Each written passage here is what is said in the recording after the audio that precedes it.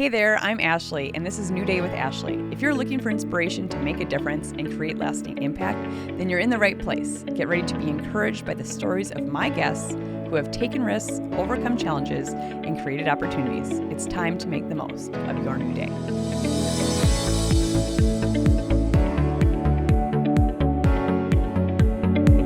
My guest today is no stranger to taking risks or being the first. Vivian Weiwei Fellman is a first-generation immigrant entrepreneur from China.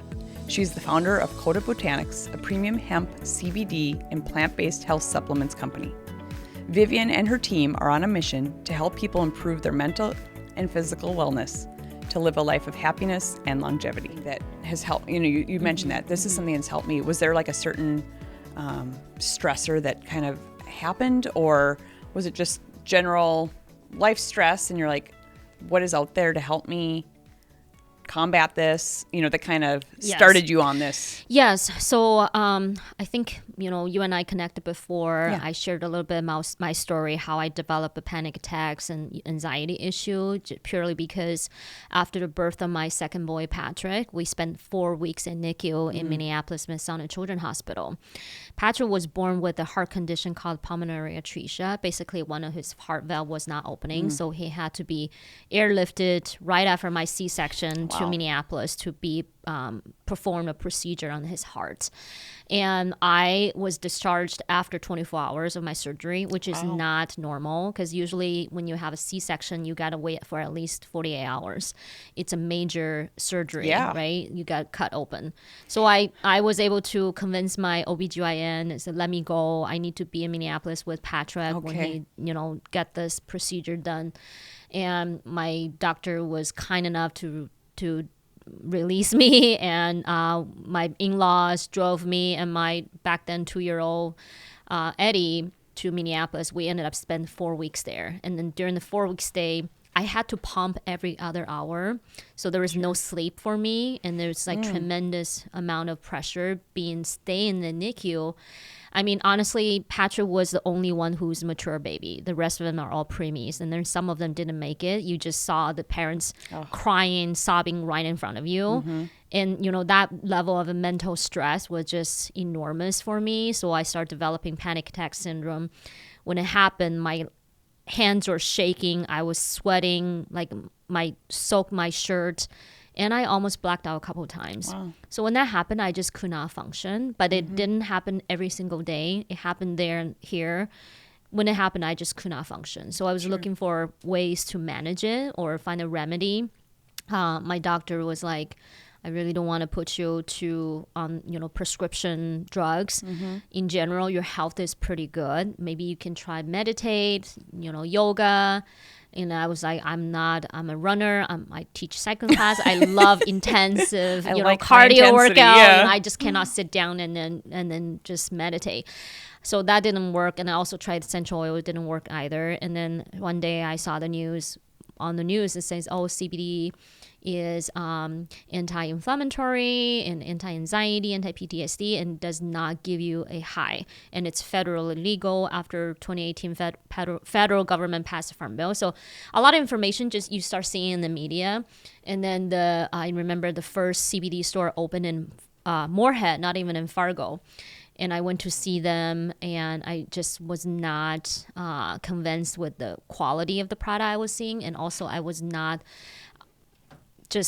did not understand what they were talking about. Sure. Because they were really focusing on the technology part rather than educating me or walking me through A to Z, the basics, the foundations of it.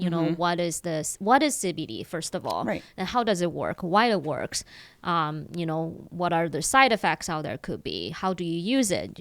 Just a lot of these things that people as a customer, you will ask. And then, back then I wasn't able to get those information. So I ended up walking away and then just kept doing more research, eventually found a brand, very reputable brand in Colorado, picked up the phone, talked to them for about 40 minutes. They really pay attention to, helping me understand all the basics. Sure. Because it is a taboo. Even now, we've been in business for 3 years. We still have new customers come in feeling very timid and just afraid, like, what is this? Is this legal? Is this legal? Yeah. Am I going to get high? You see those scenarios all the time. Sure. So that's why me and my team are still very passionate about education, talking to them, literally spending time with new customers to make sure that you are safe. This is not something will give you euphoria, but really will improve your life quality a lot. Sure. So, I mean, CBD is not the only way to help with people, with their anxiety or pain, but it is a good alternative. If you try other ways, they haven't worked for you. So, yeah. Well, and I guess, like for you, for instance, you had tried other things and nothing had worked. And so I can understand why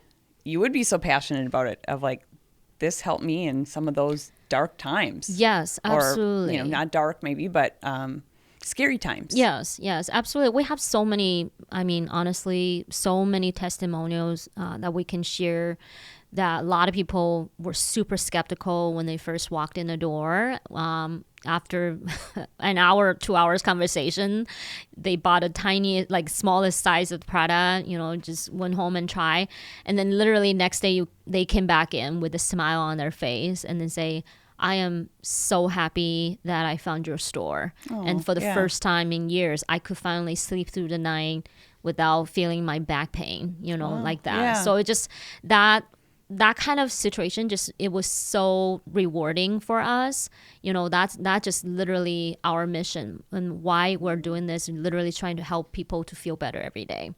And then nothing makes me more happier than the happy customers returning and say, hey, sure. the little CBD you gave me really worked. Sure, yeah, because you know what impact it had on your own personal life. Kota Botanics too. Where did that name come from? Yes, I'm glad you asked. So initially, I was trying to find a name that has a K sound in there. I was listening to a podcast called How I Built This, and one of the episodes was the founder of Spanx, Sarah Blakely. She said when she was trying to start her business, somebody told her, in order for your business to be memorable, it has to have a K sound in there. For example, Coca-Cola, Kodak, so that's why she came out with Spanx. And then for me, I was like, okay, K, Dakota. So I was okay, well, I'm in Fargo, Dakota will make sense.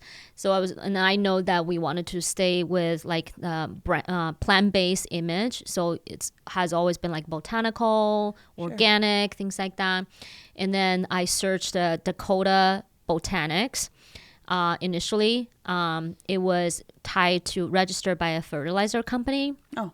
So it couldn't work.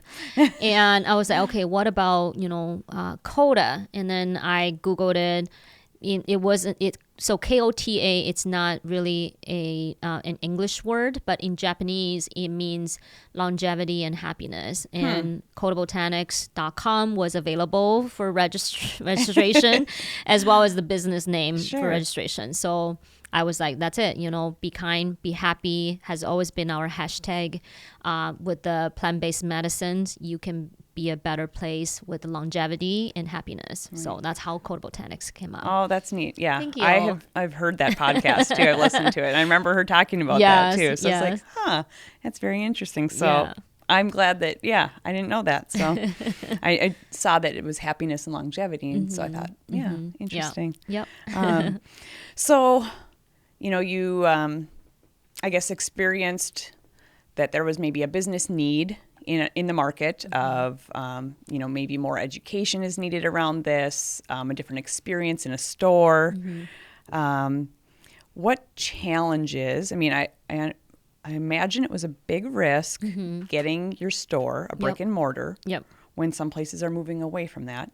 But what have been some of the biggest challenges you faced? I would say the biggest challenge we have ever faced is to figure out a way to safely advertise or market the product, because CBD, unfortunately, especially hemp, still being categorized as a how do I say this, illegal or product category for with Facebook. Just lately, I know a lot of social media platforms, they would not allow you to advertise CBD. in general. But I was approached by Pinterest the other day, asking us to do advertising with them. And I was like, well, didn't you guys, restrict that? They said, oh, things changed and now we're easing up that restriction. So that's a good sign, but still, it's very, very hard to do marketing around CBD. There are so many words we cannot say, or we cannot write on our blog, or it's just a lot of red flags that the government agencies are giving you, which is very unfortunate. It's just because when federal government passed the Farm Bill in 2018, CBD was taken off the Schedule 1 substance list. So it should be legal. It should be fine to talk about it, right? But then again, there are so many red lines over that. And just like, no, you cannot say this. You cannot say that. You cannot say pain. You cannot, mention or write inflammation, anything. Anything that CBD can help you with, you just cannot mention it. Sure. So like, okay, then how do we say? What do we say? It's such a headache. I mean, because of that, I lost my advertising account with Facebook. I was permanently restricted by them because according to them, had violations. Yeah. I'm like, are you serious? And I was like, you know what? That's fine. You don't want my money. That's totally fine. I don't need to do advertising with you. But it's just sometimes you see like some, these red lines are just very, very frustrating. Sure. Back to what you mentioned earlier, brick and mortar business model, actually, I wanted to say something about is that because when I first wanted to start it, I talked to my husband with he has a lot of good ideas in terms of marketing and sales.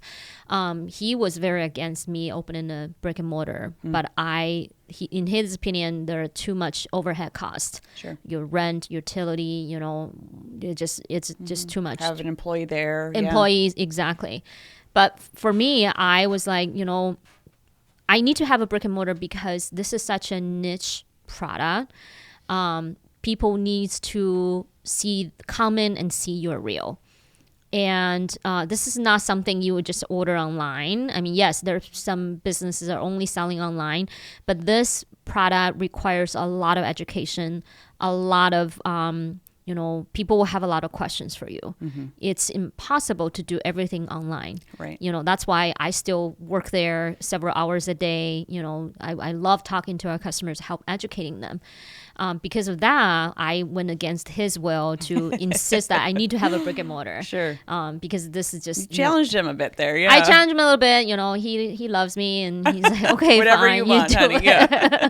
But it turns out it was a great idea because right now, when we launched our business, we launched brick and mortar. At the same time, we launched our e-commerce tool, which turns out is a huge strategic move for us because guess what? We opened the door in November 2019, and then January, the global pandemic happened.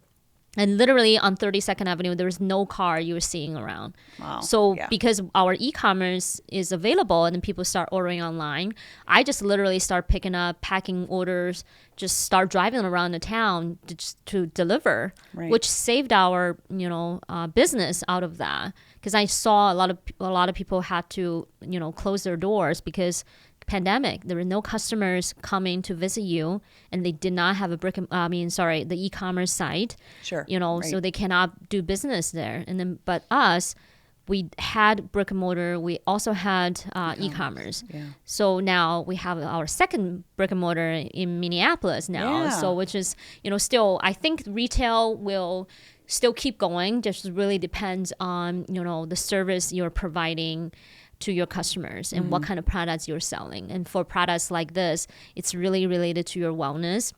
I think, that's why people still love coming to our store to talk to us these days, rather than just do everything online.